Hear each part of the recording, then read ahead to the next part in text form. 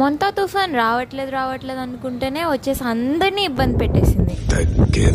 ఈ రోజైనా వర్షం తగ్గిందో లేదో చూద్దామని 5:15కి లేచిన తర్వాత వెళ్ళి చూసాను. అమ్మయ్య, సూర్యుడైతే వచ్చేసాడు.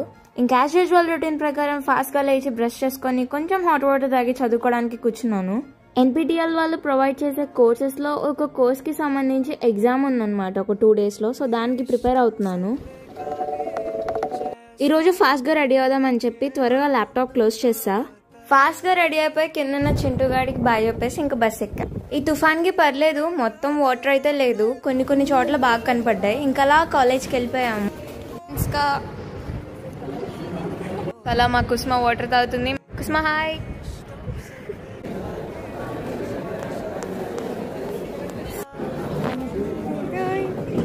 Hi hi.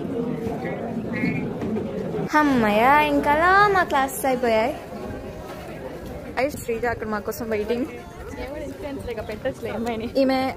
ఈమె శ్రీజతో సంగతులు. ఇది మా గ్రౌండ్ గాయస్, క్రికెట్ గ్రౌండ్.